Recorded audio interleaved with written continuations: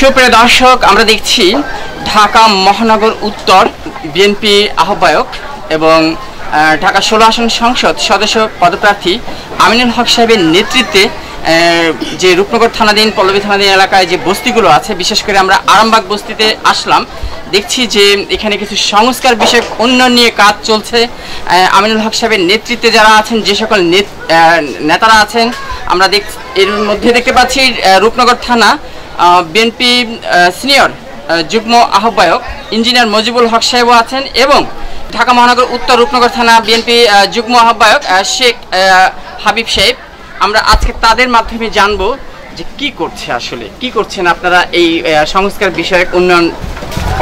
আপনারা জানেন যে ঢাকা মহানগর উত্তর বিএনপির সম্মানিত আহ্বায়ক, ঢাকা 16 রূপনগর ও পল্লবী আসনের ধানের শীষের প্রার্থী জননেতা জনাব আমিনুল হক সাহেব ইতিমধ্যে ঢাকা 16 আসন তথা ঢাকা উত্তর মহানগরে ব্যাপক সাড়া ফেলছেন এই কর্মী বান্ধব জনসমর্থন সৃষ্টি করে।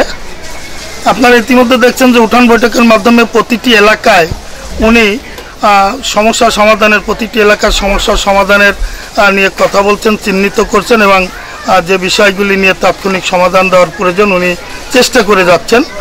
তারই অংশ বিশেষে আপনি ইতিমধ্যে জানেন যে আপনারা এই নিম্ন অঞ্চলে যেসব মানুষগুলি মানবতারভাবে বসবাস করেন, তাদের উন্নয়নের জন্য উনি নিরলস পরিশ্রম করে যাচ্ছেন।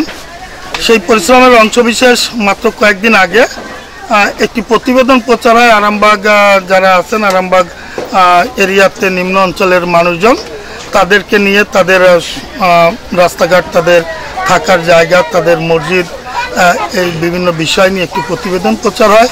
সেই প্রচারের পরের দিনই তিনি সরজমিনে এখানে আসেন আমাদেরকে নিয়ে এবং উনি স্বচক্ষে এগুলি দেখার পরে উনি তাৎক্ষণিক নির্দেশ দেন।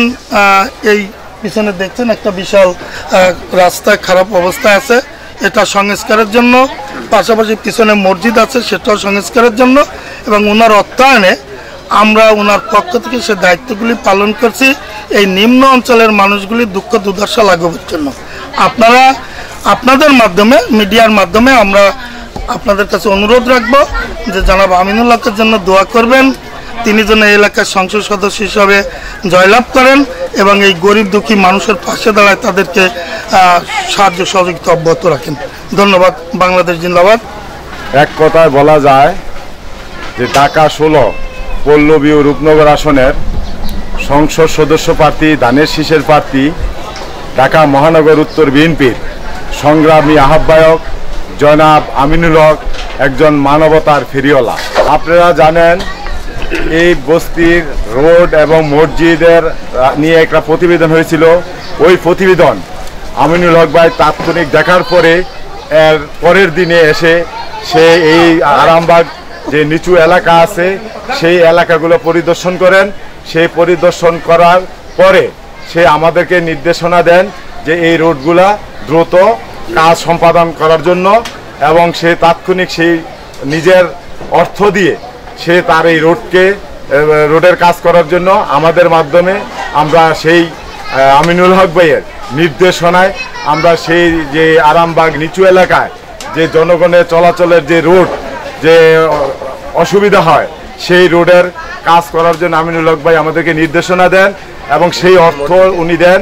সেই অর্থের মাধ্যমে আমরা, আপনারা দেখতেছেন এই যে আমাদের লোকজন, আমরা আজকে থেকে কাজ শুরু করছি এবং আমরা এই কাজটা শেষ করার পর মসজিদের রোডে সমস্যা আছে, এই মসজিদের রোডও কাজ শেষ করবে এবং মসজিদেরও যে সমস্যা আছে সেই সমস্যাগুলো আমিনুল হক ভাইয়ের অর্থের যোগান দিয়ে, আমিনুল ভাইয়ের অর্থ দিয়ে এই আমাদের এই কাজগুলো সম্পাদন করতেছি। আরামবাগ সমিতির যে বাণী মালিক সমিতির ডান পাশে এই প্রতিটা বস্তিতে আপনি কাজ করছেন।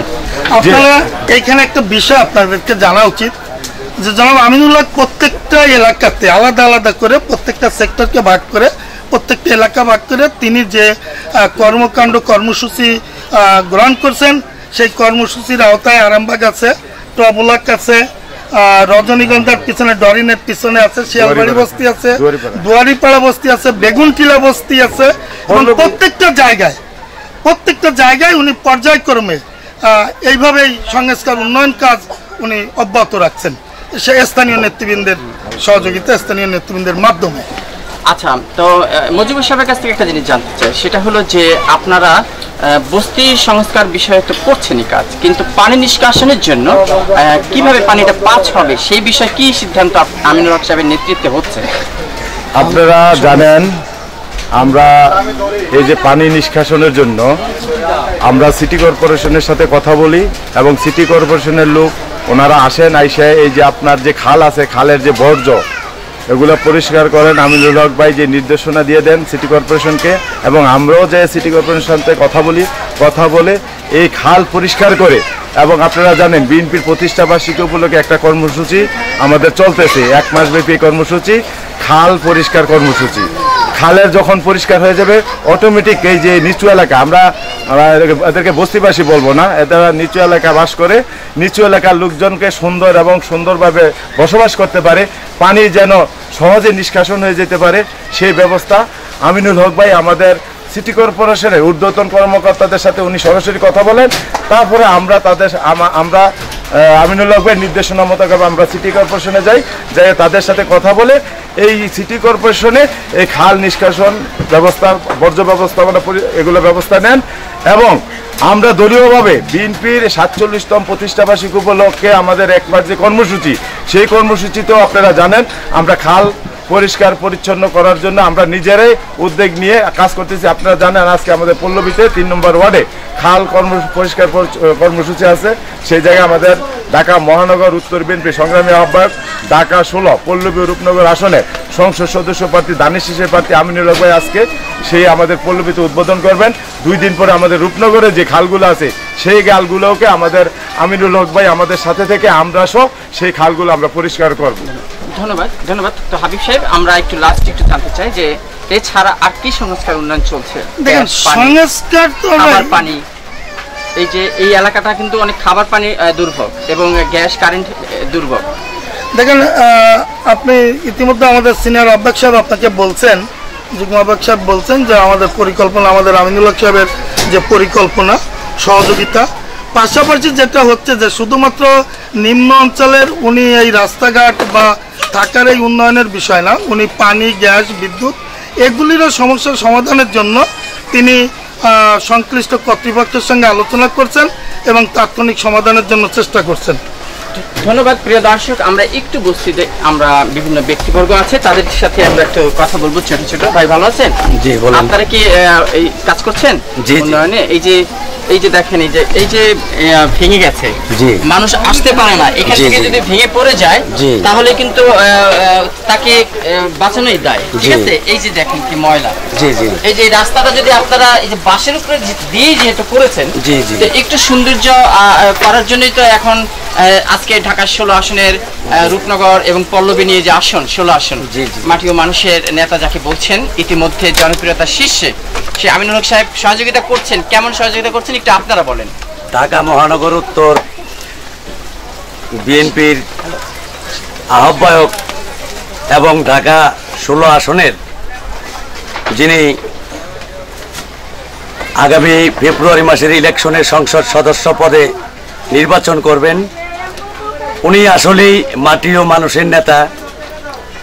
উনি অন্যায়ের বিরুদ্ধে প্রতিবাদী কণ্ঠস্বর, ন্যায় বিচারক।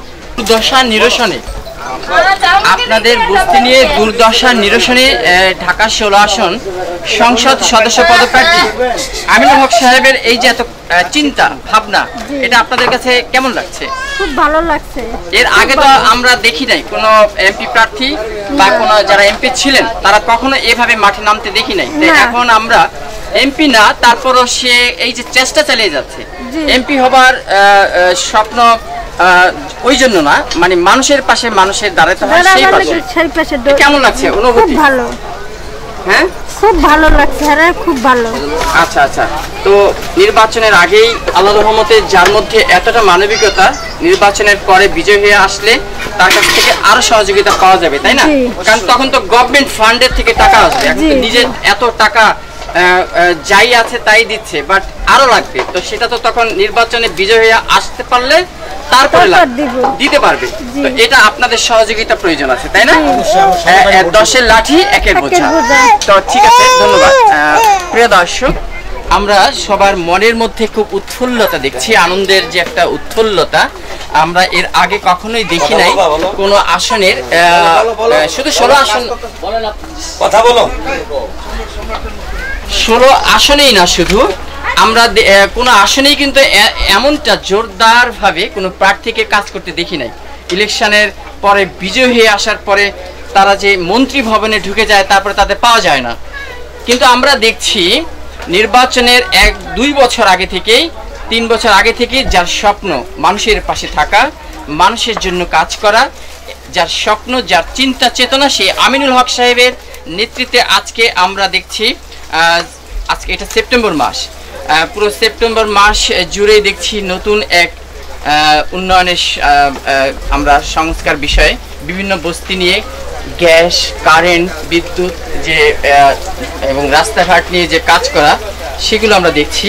তার সাথে যারা যার যে থানা, সেই থানার যারা নেতৃত্বে আছে, বিশেষ করে আমরা দেখছি, একটু আগে দেখলেন যে রূপনগর থানাধীন এলাকায় যে বস্তিগুলো কাজ করছেন আমিনুল হক সাহেবের নেতৃত্বে, ইঞ্জিনিয়ার মজিবুল হক সাহেবের সাথে একটু আগে কথা বললাম। রূপনগর থানা সিনিয়র বিএনপি যুগ্ম আহ্বায়ক ইঞ্জিনিয়ার মজিবুল হক সাহেব, এবং সাথে ছিলেন, দেখলেন যে রূপনগর থানা বিএনপি যুগ্ম আহ্বায়ক শেখ হাবিবুর রহমান, এবং সে আসলে শুধু বিএনপি নেতাই নয়, এই যে বিল্ডিং তৈরি হয় বা রাস্তাঘাট তৈরি হয়, তারও কিন্তু একজন কন্ট্রাক্টর, একজন যোগ্য মানুষের হাতেই আমিনুল হক সাহেবের নেতৃত্ব এবং দায়িত্ব দিয়েছেন ইঞ্জিনিয়ার যে মজিবুল হক সাহেব। সে কিন্তু এই পথ প্রান্তর, তারপরে বাড়িঘর যে নির্মাণ করে, সেই নির্মাণের একজন ডিজাইনার, আর্কিটেক্ট বলা চলে, সেই ইঞ্জিনিয়ার মজিবুল হক সাহেব এবং শেখ হাবিবুর রহমান আজকে আমরা দেখলাম সংস্কারে সহযোদ্ধা হিসেবে এই অত্র এরিয়াতে।